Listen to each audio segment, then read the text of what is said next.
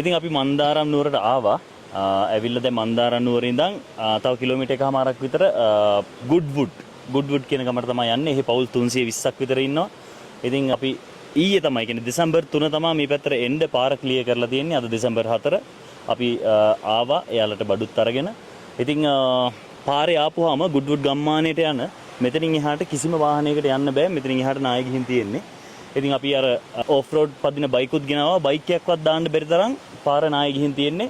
ඊට පස්සේ අපි වෙන මාර්ගයක් යොදාගෙන සර්ලගේ ජිප් වලින් බඩු අරන් යන ගමන් ඉන්නේ. ඉතින් කියන්න තියෙන්නේ පාර මන්දාරම් නුවර ඉඳන් මෙහෙට එනකම්ම පාර තනින් තන සම්පූර්ණ නාය ගිහින් තියෙන්නේ. ඉතින් බලන් දෙන කට්ටිය අත්‍යවශ්‍යම හේතුවක් කර එන්න එපා. එනවනම් ඔයාලා ඇවිල්ලා මෙහි කවුරු හරි ගමේ කෙනෙක් ග්‍රාම සේවක කෙනෙක් කන්ටැක්ට් කරගෙන ඔයාලා මොකක් හරි ඩොනේෂන් එකක් කරනවා නම් එන්න කියලා තමයි කියන්න තියෙන්නේ. නේද? ඔව්.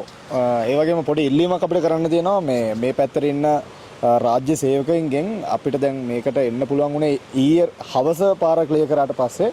හැබැයි තාමත් එන්න පුළුවන් සාමාන්‍ය ලොරියක් ගත්තොත් පොඩි ලොරියකට තමයි එන්න පුළුවන්. ඉතින් අපිත් ගෙනාවු බඩුව පොඩි ලොරිය වලට දාලා තමයි මෙහෙට අරන් ආවේ. මොකද ලොකු ලොරියකට එන්න බෑ මේ පාරේ. ඉතින් මෙහෙ සාමාන්‍ය දවස් ගාණක් තිස්සේ කන්න නැතුව තමන්ගේ දේවල් කරගන්න නැතුව සෑහෙන අසරණ වෙච්ච මිනිස්සු ගොඩක් ඉන්නවා. ඉතින් එයාලට මෙහෙට මොන හරි ඩොනේෂන් කරන කට්ටියට එන්න පුළුවන් විදිහට පාර හදලා දෙන්න පුළුවන් නම් මෙහෙ ඉන්න බලධාරීන්න ඒක මාර වටිනවා. මොකද දැන් තියෙන තත්ත්වය අනුව අපිත් බොහොම මාරුවෙන් ආවේ. සාමාන්‍ය බයික් එකකටවත් ට්‍රීවිල් එකකටවත් එන්න බෑ. ලිස්ස බොහොම මාරුවෙන් කොටන් දදා එහෙම තමයි එන්න පුළුවන්.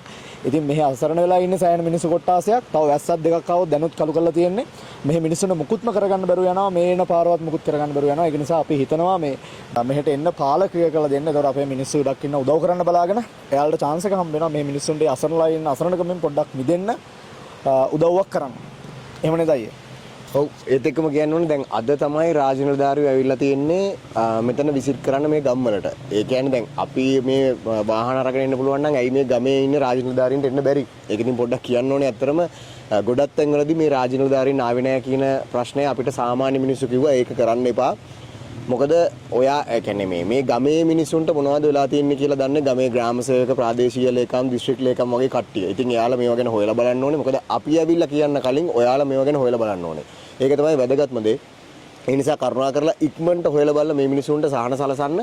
ආපහු වැස්සක් වැස්සොත් මේ මිනිසුන්ට මොනවයින් මොනව වෙයිද දන්න. ටිකක් හොයලා බලන්න. සමහර තැන්වලදී ඔයාලා එකම තැනට ඩොනේට් කරලා යනවා. ඒක පොඩ්ඩක් හොයලා බලන්න. මොකද මේ මිනිස්සුත් කියන්න කැමති නෑනේ අපිට ඩොනේෂන් හම්බුණා කියලා. ඒකට මේ මිනිසුන්ට තව ආධාර ඕනේ. ඒ මිනිසුන්ට තව දේවල් ඕනේ. හැබැයි කිසිම දෙයක් නොලැබිච්ච මිනිස්සු ඉන්නවා. ඉතින් එයාලා ගැන චුට්ටක් හොයලා බලලා නිලධාරියෙක් සම්බන්ධ කරගෙන පුළුවන් නම් පන්සලක් හරි නිලධාරියෙක් හරි කාව හරි සම්බන්ධ කරගෙන කන්ටැක්ට් එකක් එක්ක මෙහෙට ආවොත් තමයි වැදගත් වෙන්නේ. ඒ නිසා හරියට හොයලා බලන්න කොහෙටද ලැබෙන්න ඕනේ කියලා දෙන්නම් වාලේ දෙන්න එපා. ඔයාලගේ දෙන්න දේ වටිනවා ගොඩක්ම.